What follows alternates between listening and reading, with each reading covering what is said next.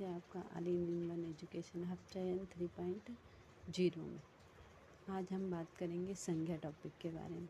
आइए देखते हैं। संज्ञा को समझने से पहले हम शब्द के बारे में समझते हैं। शब्द किसे कहते हैं? जब शब्द स्वतंत्र रूप से प्रयुक्त होता है और वाक्य से बाहर होता है तो वह शब्द कहलाता है। जैसे देश, टेबल, नदी, शिक्षक। अर्थात शब्द का प्रयोग जब वाक्य से बाहर हो तो शब्द कहलाता है। पद, जब शब्द वाक्य के अंग के रूप में प्रयुक्त होता है तब वह शब्द पद कहलाता है। पद के 5 भेद होते हैं: संज्ञा, सर्वनाम, विशेषण, क्रिया और अवयव। व्याकरण या प्रयोग के आधार पर शब्द के भेद। विकारी शब्द और दूसरा होता है अविकारी शब्द। तो हम पढ़ेंगे विकारी शब्द के बारे में। वे शब्द जो लिंग, वचन, कारक के आधार पर परिवर्तित हो जाते हैं विकारी शब्द कहलाते हैं। विकारी शब्द के 4 भेद होते हैं: संज्ञा, सर्वनाम, विशेषण और क्रिया। आइए जानते हैं अब संज्ञा के बारे में। संज्ञा व्यक्ति, वस्तु, स्थान, गुण, अवस्था, भाव आदि के नाम का बोध कराने वाले शब्द संज्ञा कहलाते हैं। संज्ञा के प्रकार। व्युत्पत्ति के आधार पर संज्ञा 3 प्रकार की होती है: रूढ़, यौगिक, योग रूढ़। रूढ़ जैसे कृष्ण, यमुना। यौगिक जैसे पनघट, पाठशाला। तीसरा योग रूढ़ जैसे जलज, जल से उत्पन्न हो, कमल। दूसरा, अर्थ के आधार पर संज्ञा के भेद मुख्यतः 3 प्रकार के होते हैं। जैसे व्यक्तिवाचक संज्ञा, जातिवाचक संज्ञा, भाववाचक संज्ञा। आगे जातिवाचक संज्ञा के भी 2 उपभेद हो जाते हैं: द्रव्यवाचक संज्ञा और समूह। जानते संज्ञा के पहले प्रकार व्यक्तिवाचक संज्ञा के बारे में। जो संज्ञा शब्द किसी व्यक्ति, प्राणी, स्थान या वस्तु के व्यक्तिगत नाम का बोध कराते हैं व्यक्तिवाचक संज्ञा कहलाते हैं। जैसे व्यक्तियों के नाम दीपा, हरीश, शबनम, मारिया आदि। प्राणियों के नाम कामधेनु, ऐरावत। कामधेनु देवताओं की गाय, ऐरावत इंद्र के हाथी का नाम है। वस्तुओं के नाम जैसे वैजंती माला, कृष्ण के गले की माला को कहते हैं वैजंती माला। ताजमहल, कुतुब मीनार। इमारतों के नाम गोदान, उपन्यास का नाम गंगा, यमुना, नदियों के नाम आदि। स्थान के नाम मुंबई, भोपाल, कानपुर, गुवाहाटी आदि। देशों के नाम भारत, चीन, अमेरिका, नेपाल, इटली आदि। जातिवाचक संज्ञा। संज्ञा का दूसरा प्रकार है जातिवाचक संज्ञा। जो संज्ञा शब्द किसी जाति, समूह, झुंड अर्थात एक से अधिक के होने का बोध कराते हैं वे जातिवाचक संज्ञा शब्द कहलाते हैं। जो संज्ञा शब्द किसी जाति, समूह या झुंड या एक से अधिक होने का बोध कराते हैं जातिवाचक संज्ञा शब्द कहे जाते हैं। जैसे मानव, जानवर, नदियाँ आदि। लड़की, पर्वत, ग्रंथ, देश, शहर, समुद्र आदि। निर्जीव वस्तुएं कौन कौन सी आती जातिवाचक? घड़ी, फोन, टेबल आदि। पदों के नाम शिक्षक, डीएसपी, राष्ट्रपति आदि। पशु पक्षी के नाम शेर, गाय, कौवा, तोता आदि। खिलाड़ी के नाम धावक, नाविक, क्रिकेटर। वाचक संज्ञा के भेद। जातिवाचक संज्ञा के 2 भेद हैं: एक द्रव्यवाचक संज्ञा, दूसरा समूहवाचक संज्ञा। आइए जानते हैं द्रव्यवाचक संज्ञा के बारे में। जो जातिवाचक संज्ञा शब्द किसी पदार्थ, द्रव अथवा धातु का बोध कराते हैं द्रव्यवाचक संज्ञा शब्द कहलाते हैं। जैसे द्रव घी, तेल, पानी, दूध, दही, शरबत आदि। धातु जैसे सोना, चांदी, तांबा, पीतल, लोहा आदि। पदार्थ जैसे घास, लकड़ी, कोयला, ऊन, प्लास्टिक आदि। गैसें ऑक्सीजन, नाइट्रोजन, कार्बन डाइऑक्साइड आदि। याद रहे गैसें भी द्रव्यवाचक संज्ञा है। दूसरा समूहवाचक संज्ञा। जो जातिवाचक संज्ञा शब्द किसी समूह या समुदाय का बोध कराते हैं समूहवाचक संज्ञा शब्द कहलाते हैं। समूहवाचक संज्ञा शब्द एक से अधिक सदस्यों के होने का बोध कराते हैं।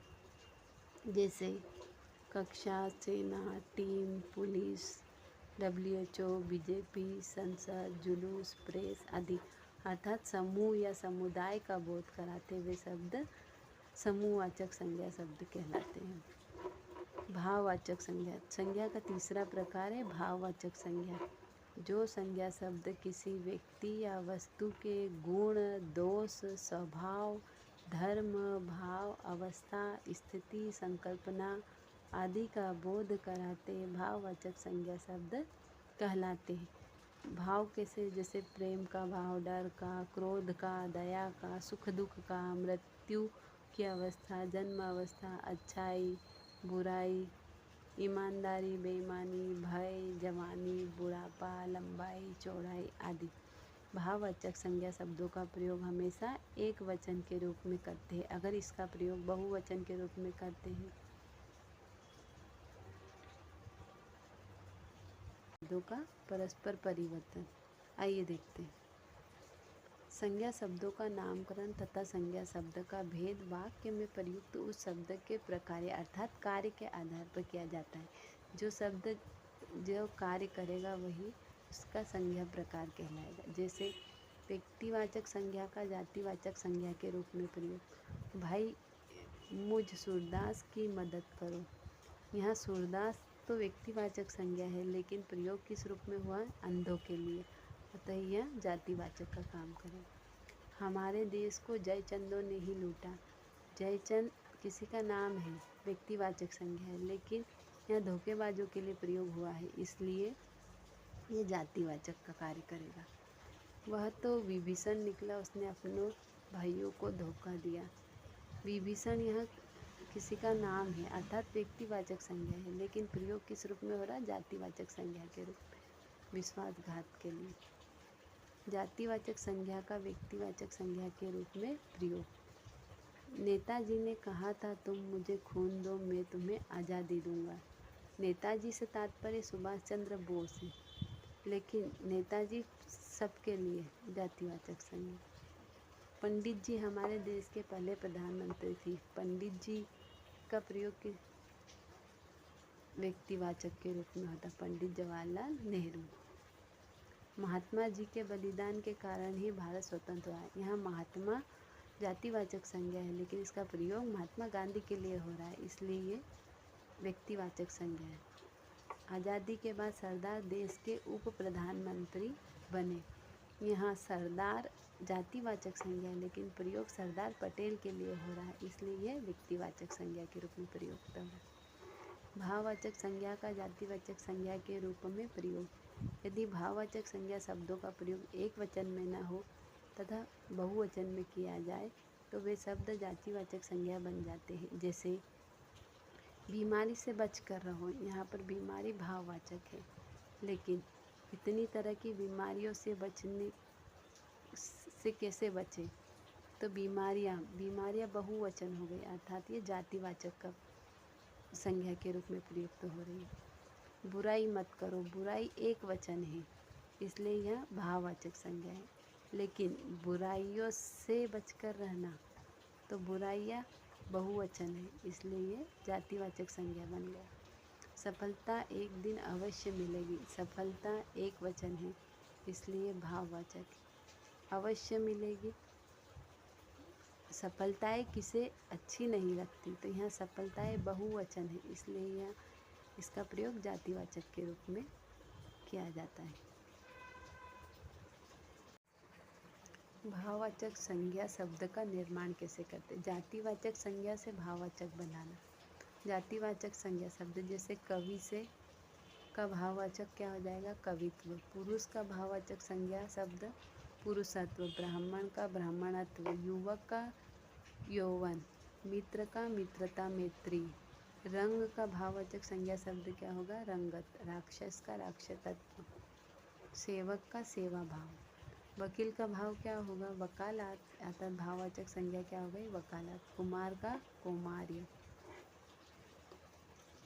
पंडित का पांडित्य।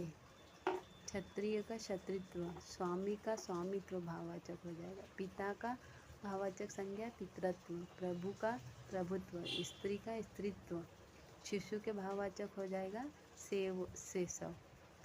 इंसान यहाँ जातिवाचक संज्ञा है, इंसानियत भाववाचक संज्ञा बन गई। हाथी का हाथीपन, वेद्य का वेद्यक। सर्वनाम से भाववाचक संज्ञा बनाना। सर्वनाम से कैसे? मैं का भाववाचक संज्ञा शब्द क्या होगा? ममतत्व। आप का आपा, मम का ममता, सव का सवत्व, निज का निजता, अपना का अपनत्व, अहम का अहंकार। ये सब विशेषण और भाववाचक संज्ञा। विशेषण भाववाचक संज्ञा। विशेषण दृढ़ का दृढ़ता भाववाचक संज्ञा होगा। गंभीर का गांभीर्य या गंभीरता। बुद्धिमान का बुद्धिमत्ता भाववाचक होगा। स्वस्थ का स्वास्थ्य, युवा का यौवन, विद्वान का विद्वता, ठंडा का ठंडाई या ठंडक, गुरु का गौरव गुरुता या गुरुत्व भाववाचक संज्ञा होगा। मधुर के भाववाचक संज्ञा माधुर्य, चतुर का चातुर्य चतुराई या चतुरता, विस्तृत का विस्तार, मेला का मेल, कृतज्ञ का भाववाचक संज्ञा कृतज्ञता, समृद्ध का समृद्धि, चिकना का चिकनाहट, सूर का शौर्य। क्रिया से भाववाचक संज्ञा। क्रिया से भाववाचक संज्ञा बनाना। जैसे कमाना का भाववाचक संज्ञा क्या होगा? कमाई। मुस्कुराना का मुस्कुराहट, ठगना का ठगी, घबराना का घबराहट, दबाना का दबाव, मिलना का मिलावट, करना का कार्य। इसी प्रकार छोड़ना क्रिया का भाववाचक संज्ञा क्या हो जाएगा? छूट। दौड़ना का दौड़, कहना का कहावत, भिड़ना का भिड़ंत, खींचना क्रिया का खिंचाव, चिल्लाना क्रिया का चिल्लाहट भाववाचक संज्ञा शब्द। उतरना का उतार या उतराई। अवयव से भाववाचक संज्ञा बनाना। अवयव भाववाचक संज्ञा। समीप, अवयव का सामीप्य भाववाचक संज्ञा शब्द होगा। शीघ्र का शीघ्रता, वाह का वाहवाही, सदृश्य का सादृश्य, मना का मनाई। धिक अवयव का भाववाचक होगा धिक्कार।